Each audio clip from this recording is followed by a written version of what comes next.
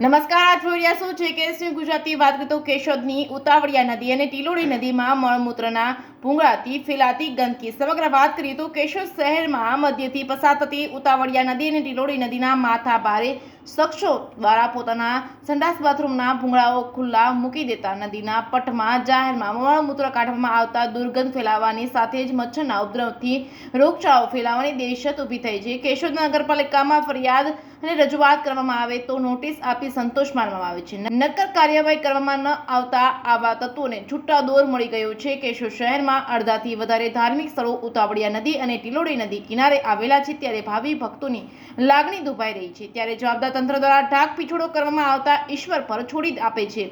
કેશોદના જલારામ મંદિર પાસે અસંખ્ય ગંદકી અને મળમૂત્રના કારણે આસપાસના રહીશો ત્રાહિમામ પોકારી ઉઠ્યા છે અને લેખિતમાં નગરપાલિકા કચેરીમાં ફરિયાદ કરી છે.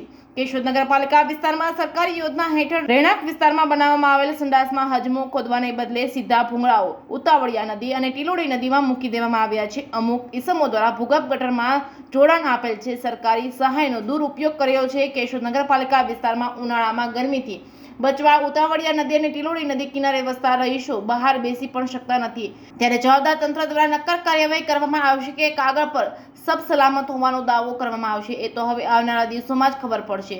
JKS ગુજરાતી સાથે રાજુ પંડ્યા, કેશોદ.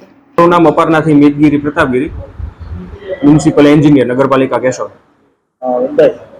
જલારામ મંદિરની આજુબાજુમાં જે એપાર્ટમેન્ટો રહીશો દ્વારા જે લોકો છે એમાં ગંદકી ફેલાવવામાં આવે છે. જલારામ મંદિર પાછળ આવેલ વોકડાની અંદર જે ગંદકી ફેલાવવામાં આવે છે એ લોકોને, એપાર્ટમેન્ટ વાળાઓને અને ત્યાંના રહેવાસીઓને અગાઉ પણ નગરપાલિકા દ્વારા નોટિસ આપવામાં આવેલી છે.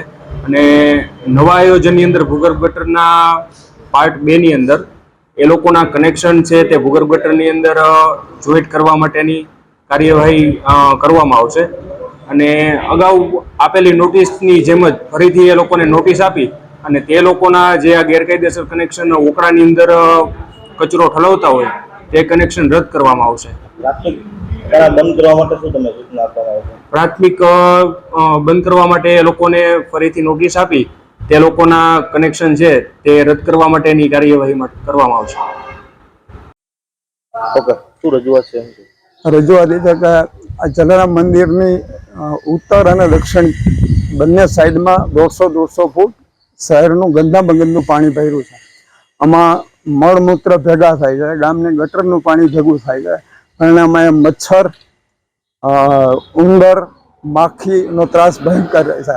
અને આ જલારામ બાપા એ અમારા લોહાણા સમાજ માટે આસ્થા અને શ્રદ્ધાનું પ્રતીક છે. આ મંદિરની અંદર, આ મંદિરની આજુબાજુમાં આવી દશા તો કઈ રીતે સહન થઈ શકે? અવારનવાર આ બાબતમાં સંબંધકર્તાઓને જાણ કરી છે, પણ એમાં કોઈનું કાંઈ કરવાની હિંમત નથી આવતી. કોના દ્વારા ગંદકી ફેલાવવામાં આવે છે? આ કાંઠા ઉપરના જે લોકો રહે છે એ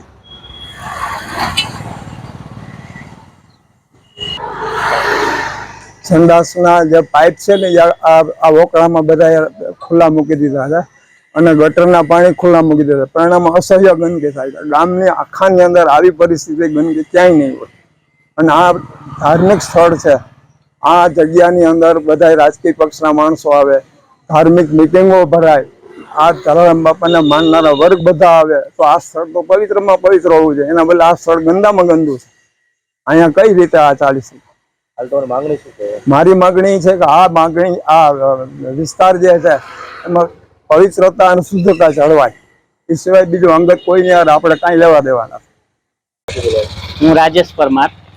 અહીંયા રામવાડી વિસ્તારમાં જલારામ મંદિર આવેલ છે, જે આસ્થાનું પ્રતીક છે.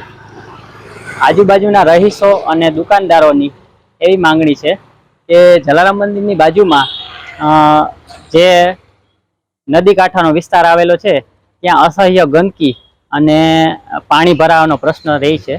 તો તેમનો જલ્દીથી જલ્દી નિકાલ કરવા નગરપાલિકાને અમે એક શું કહેવાય રજૂઆત કરીએ છીએ.